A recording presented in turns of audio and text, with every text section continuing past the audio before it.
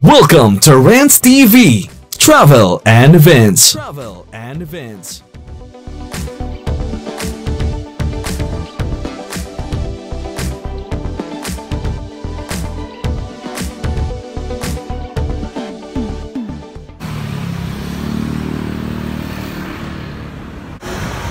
Hello guys, andito tayo ngayon sa ilalim ng Binondo Intramuros Bridge at yun nga, napansin namin dito habang nag-vlog may butas dito, kumbaga nakabukas actually may siya, may pinto at binuksan yung pintuan niya pwede sigurong matulog dyan.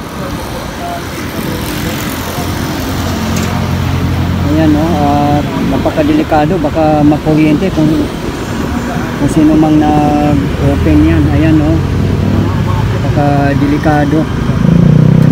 Kasi one time napanood ko sa YouTube din, may taong nakatira dito Hindi ko na alam kung saan yun. Yun sa sa may poste. Ayan guys Guys, yung butas yun, paalala ko lang yung butas mo. Ayan. At yan yung exit going to Divisoria, Ongping, Binondo, Chinatown. Ayan yung exit niya guys. At napakagandang dumaan nga dito guys, walang ka-traffic kahit rush hour daw. Napaka-instagramable spot dito guys. Kaya pag mga bandang hapon na, mga sunset, ang daming nagda-drop by dito. Nagsi-selfie kasi very siya, instagramable spot. At yung nakita nyo na area yan guys, yan yung Intramuros at Plaza Mexico, ayan. At yan naman ay Bureau of Immigration. At yun naman guys ay yung Pasig River Esplanade Phase 1C. Yan. Marami tayong mga workers na nagtatrabaho. Napaka hardworking ng mga workers natin. Shout out po sa inyong lahat. At malapit nang matapos yan guys. Sabi nga mga within this month matatapos na daw yan.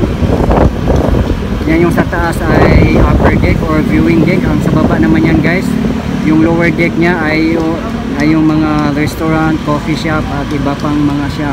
Ayan. At yung nakikita yung bridge guys, yan ay Jones Bridge. At yung building naman na yan ay nasunog na post office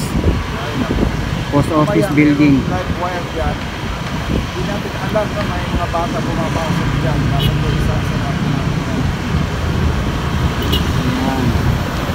time check guys is 4:30 PM local time at mainit pa nga. Kaya dito muna tayo sumisilong sa ilalim ng tulay.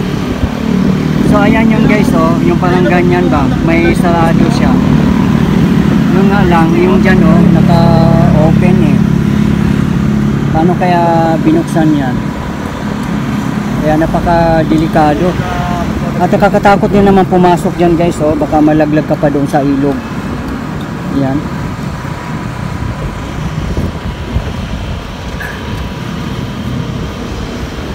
Ito na tayo doon, naglalagay sa mga poste.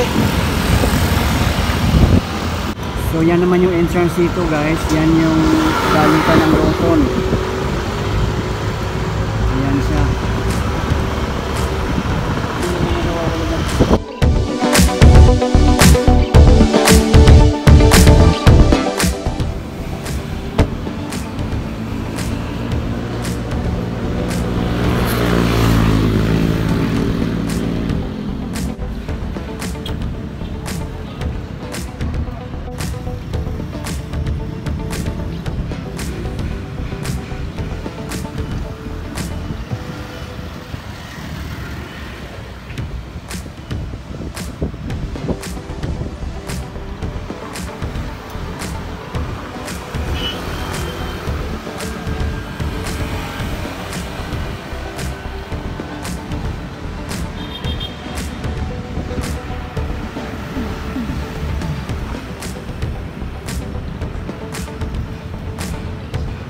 Okay guys, thank you so much for watching. Please don't forget to subscribe and like and share.